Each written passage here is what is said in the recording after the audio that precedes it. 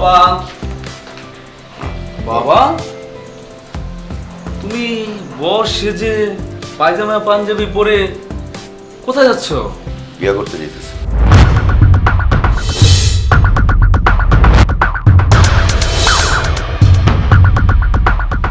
কি বলতেছো বাবা?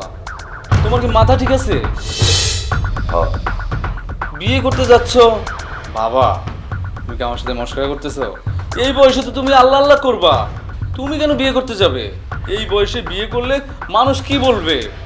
মানুষ যা বলে বলুক, আর মানুষ কি ভাবলো না ভাবলো এটা আমার কিছু আসে যায় না। আমি অনেক সহ্য করেছি, আর সহ্য করতে পারবো না। বাবা, তুমি কি বলতেছো? তুমি কি সহ্য করেছো আমাকে একটু ক্লিয়ার করে বলো। কি হয়েছে তোমার? তুমি কেন বিয়ে করতে হবে? শুনবি? শোন তাহলে। ওমা, ওমা, নাস্তা দাও, বেলা তো অনেক হলো। কই বোমা? এই যে আপনি না আমার জীবনটাকে তেজপাতা বানাই ফেলছেন। আচ্ছা, আপনার হাতে কি ঠোসা পড়ছে নাকি আল্লাহ পাক আপনার হাতটাকে লুলা বানাই দিছে যে সামান্য নাস্তাটুকু নিজে নিয়ে খেতে পারেন না? কত বড় সাহস! শ্বশুরের সাথে কিভাবে কথা বলতে হয় তোর বাপ মা তোকে শিখায় নাই, আমি শিখিয়ে দিলাম। তোর এত বড় সাহস কি করে হলো আমার গায়ে হাত তোলার? হ্যাঁ, এই তুই জানিস আমার মা বাবা আমার গায়ে আজ পর্যন্ত হাত তোলে না, তুই কি না আমাকে মেরে বসলি? দাঁড়া, তোর ছেলে আজকে আসুক, তোর একদিন কি আমার একদিন, তোকে তো এই বাড়ি থেকে আমি বের করেই ছাড়বো। আমি তোকে বিয়ে করেছিলাম শেষ বয়সে একটু সুখী শান্তিতে থাকবো, সেটা তো হলোই না, বরং সেটা হলো উল্টো। আমার বাড়ি থেকে আমাকে বেরিয়ে যেতে বলে। তাই সিদ্ধান্ত নিয়েছি আমি বিয়ে করব, আর তুই তোর বউকে নিয়ে এই বাড়ি থেকে বেরিয়ে যাবি। আমার বউ আমাকে সেবা করবে, আর তুই তোর বউকে নিয়ে বাড়ি ছেড়ে চলে যাবি। কথাটা যেন মনে থাকে। আমার বাবা যা বলছে তা কি সত্যি? কথা বলো, বাবা যা বলছে তা কি সত্যি?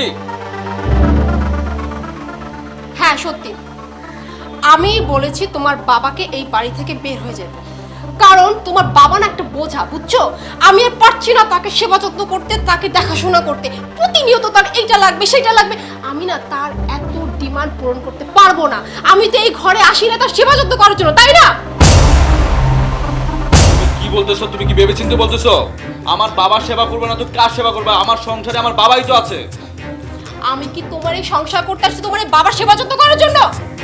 আমি তোমার বাবার সেবা যত্ন করতে পারবো না, তাই তোমার বাবাকে বের হয়ে যেতে বলছি, আর তোমার বাবাকে এই বাড়ি থেকে বের হয়ে যেতে হবে। আমার বাবা এই সংসার থেকে বের হবে না। আমার বাবা এই বাড়িতে থাকবে, কারণ এই বাড়ির মালিক এখনো আমার বাবা। আমার বাবা কেন এই বাড়ি থেকে বেরিয়ে যাবে? বেরিয়ে যাবে তুই। বেয়াদব, তুই জানিস আমার বাবা আমাকে কতটা কষ্ট করে বড় করেছে? সেই ছোট্টবেলায় আমার বাবা আমাকে রেখে বিয়ে করেনি, আমার মা মারা যায়। বিয়ে করেনি এই জন্য আমার অযত্ন হবে, আমার ভালোবাসার ত্রুটি হবে, তাই আমার বাবা বিয়ে করেনি। আজকে বড় করে আমাকে বিয়ে করিয়েছে যেন সে আরো বেশি সুখে থাকে, আর এখন আমার বাবা তার উল্টোটা দেখতেছে। আজকে এখন তুমি এই বাড়ি থেকে বেরিয়ে যাবে, যাও বেরিয়ে যাও।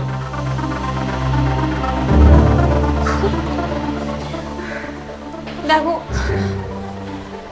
তোমার কাছে আমি ক্ষমা চাইছি। আমি না বুঝতে পারিনি যে আমি তোমার বাবার সাথে এতটা অন্যায় করে ফেলেছি।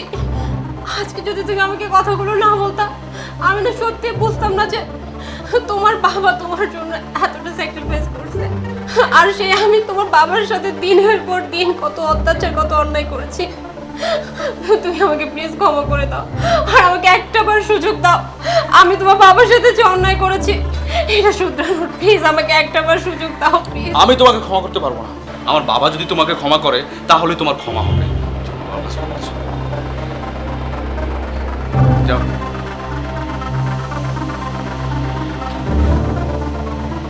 বাবা, বাবা আপনি আমাকে ক্ষমা করে দেন বাবা। আমি জানি আমি আপনার কাছে ক্ষমা চাওয়ার যোগ্য না, কারণ আমি এতটা দিন ধরে আপনার সাথে অনেক অন্যায় করেছি, অনেক অবিচার করেছি। না জানি আপনাকে আমি কত কথা বলেছি বাবা।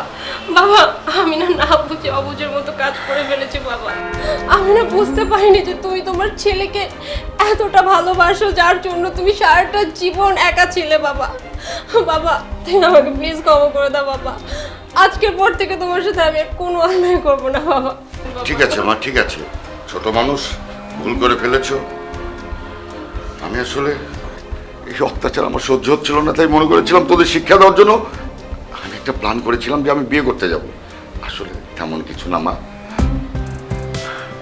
আমি ওকে কোনো সময় বউ হিসাবে দেখিনি, আমার মেয়ে হিসাবে দেখেছি। তোরা সুখে শান্তিতে থাক। তুই তোর ভুল বুঝতে পেরেছিস, এতেই আমি খুশি মা, এতেই আমি খুশি।